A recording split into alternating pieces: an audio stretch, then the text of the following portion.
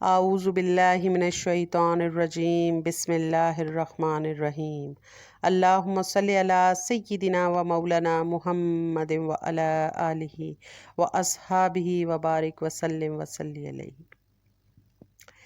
اسلام کے 5 بنیادی ارکان میں سے سب سے آخری رکن حج ہے۔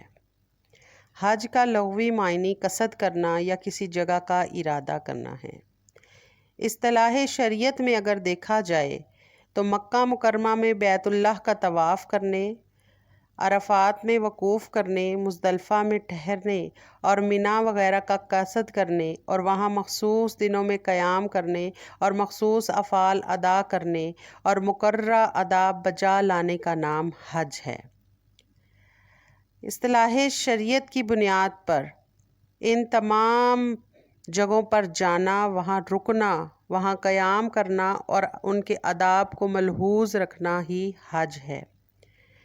فریضہ حج کی بنیاد اور تمام مناسک حج در حقیقت حضرت ابراہیم علیہ السلام، حضرت اسماعیل علیہ السلام اور حضرت ہاجرہ علیہ السلام کی زندگی کے عظیم واقعات سے عبارت ہیں۔ انہوں نے صبر و استقامت، اطاعت اور قربانی کے جو نقوش چھوڑے ہیں، رب کریم نے ان کی یاد منانے کو امت مسلمہ کے لیے فرض عبادت کا درجہ عطا فرما دیا ہے۔ آج ہم ان تمام مقامات کے بارے میں جانتے ہیں جو ہمیں اللہ کے محبوبوں کی یاد دلاتے ہیں اور جن مقامات پر جانا اور ٹھہرنا ہی دراصل حج ہے۔ سب سے پہلا مقام کعبۃ اللہ ہے۔ کعبۃ اللہ یا بیت اللہ شریف مقامات حج میں سے سب سے عظیم مقام ہے۔ اسی مقام پر حج اور طواف کیا جاتا ہے اور وہ مسجد جس میں اللہ کا یہ گھر واقع ہے اسے مسجد حرام کہتے ہیں۔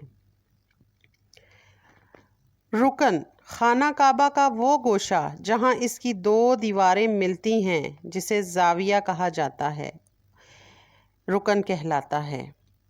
کعبہ معظمہ کے 4 رکن ہیں جن میں رکن اسود، رکن عراقی، رکن شامی اور رکن یمانی شامل ہیں۔ جنوب اور مشرق کا وہ حصہ جہاں حجر اسود نصب ہے اسے رکن اسود کہا جاتا ہے۔ شمال اور مشرق کا وہ حصہ جہاں پر خانہ کعبہ کا دروازہ ہے جو انہی دونوں رکنوں کے درمیان کی مشرقی دیوار میں زمین سے بلند ہے اسے رکن عراقی کہا جاتا ہے۔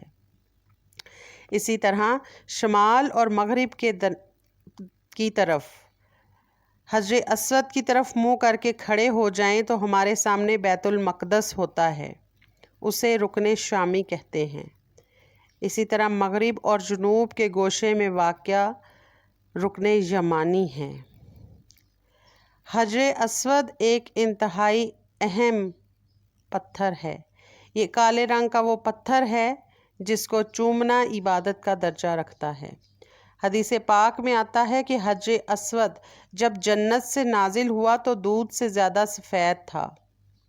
بنی آدم کے گناہوں نے اسے سیاہ کر دیا ہے۔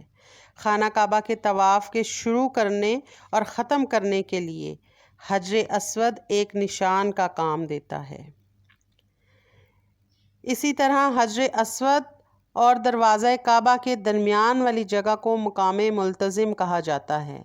طواف کے بعد مقام ابراہیم پر نماز ادا کرنے اور دعا سے فارغ ہو کر حاجی یہاں آتے ہیں اور اس سے لپٹتے ہیں اور اپنا سینہ، اپنا پیٹ اور اپنا رخسار اس پر رکھتے ہیں اور ہاتھ اونچے کر کے دیوار پر پھیلاتے ہیں اور اللہ کی رحمت طلب کرتے ہیں۔ سونے کا ایک پرنالہ جو رکن عراقی اور رکن شامی کے بیچ کی دیوار پر چھت پر نصب ہے اسے میزاب رحمت کہا جاتا ہے۔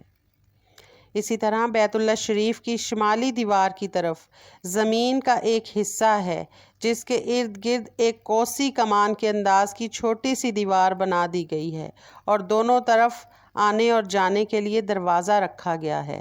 اس حصہ زمین کو طواف میں شامل کرنا واجب ہے، اسے حتیم کہا جاتا ہے۔ اللہ تعالیٰ سے دعا ہے کہ ہمیں ان عظیم مقامات کی زیارت نصیب فرمائے اور ہمیں بھی ان مقامات پر جا کر اپنے لیے دعائیں کرنے کی اور اپنے لیے اللہ تعالیٰ سے مغفرت طلب کرنے کی توفیق عطا فرمائے۔